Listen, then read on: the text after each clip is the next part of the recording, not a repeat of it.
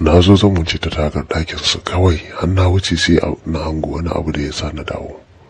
Na dawowa a hankali na leƙa kuwa kwance take ita kaɗai tana kallon wani bidiyo a waya, yayin da ta ware kafafunta ta sa yatsunta guda biyu a cikin durinta, sai kallo take yi tana wani shashafa durinta tana saka yatsun a ciki. Ina ganin wannan abun a take burata ta tashi ta miƙe sosai, saboda ni ba ruwana ma da mai take kallo, kawai tunanina da hankalina gaba ɗaya sun koma a wurin durin nata ne, saboda durin na ganshi jajawar da shi ga ɗan tsakan ya leko, ita kuma ta sa yatsunta biyu sai cikawa take tana rufe idanu, yayin da ɗaya hannunta kuma tana kallon wani bidiyo a waya. Ko me take kallo oho. Na haɗe yawo da ƙyar can na gyaran murya bayan na daɗe ina kallo, kawai sai ta firgigit ta tashi zaune ta aje wayan ta jiyo ta ganni, sai na ce mata buɗe ƙofa ina son magana da ke. Jikinta na rawa ta taso ta buɗe ƙofa. Ina shiga ɗakin nan mai da ƙofar na rufe na jaye wurin tagar da yake a buɗe na jawo tagar na rufe, sai na je na zauna a kan katifanta na ce ta zo, yayin da ita kuma tana tsaye a tsakiyar ɗakin. Ta yi shiru na ce zo mana, ta zo ta tsaya gaba na nesa kaɗan na ce zauna a zaki gefe na nuna mata. Ta zauna tana kallo na cike da jin kunya.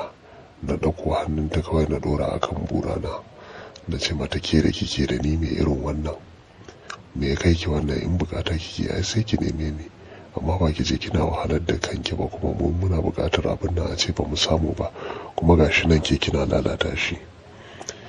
Ta yi shiru bata ce min komai ba. Na rungumo ta, ai kuwa na ɗauke ta na ɗora ta akan gado, dama kuma ba ta da wando.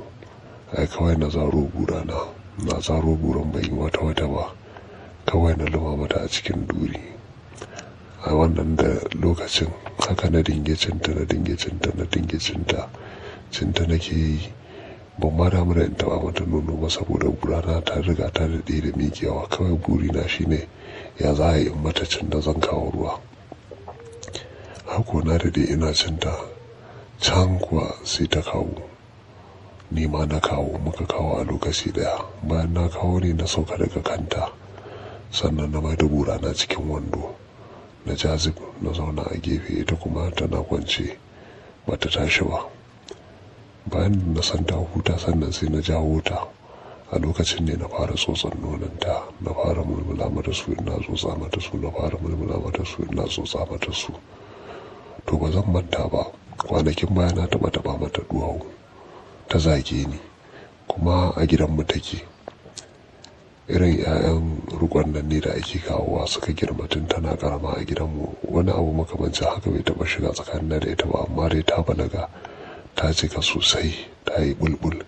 Ni kuma dama ta riga ta san cewa duk wata yarinya a unguwan nan da take ba da duri ina da alaka da ita, kuma tana zuwa ɗakina. To na sha kai farmaki wurinta, amma ta ki amincewa, har ta kai ga na taɓa mata duwawu ta zage ni. Bayan kwana biyu kuma da gangan za ta yi kwana ina sane na yi karo da ita na rungume ta, ni kuma na fara mata bala'i, ta shiru tana kallo na.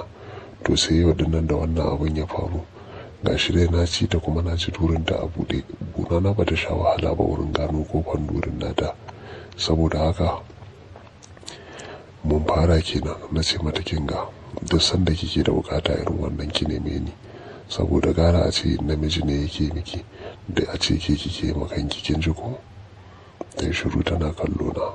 Na ce karki damu, ni da ke yanzu an zama ɗaya, kin zama yar kungiya, kuma duk sanda kike da wata bukata ta kuɗi karki damu, ki neme ni zan yi miki. Kawai dai bukata ta shine ko da wani lokaci ki bani duri. Ta gyaɗa kai ba tare da ta ce komai ba.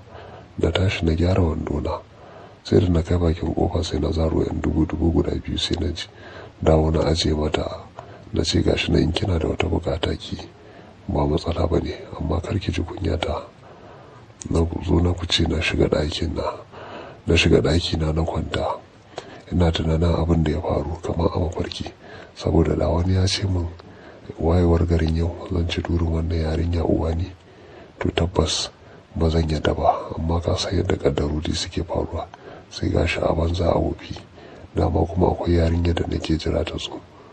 Kawai ina zaune ina wannan karanta wasiƙar jakin na ji an gwangwasa, wace ce?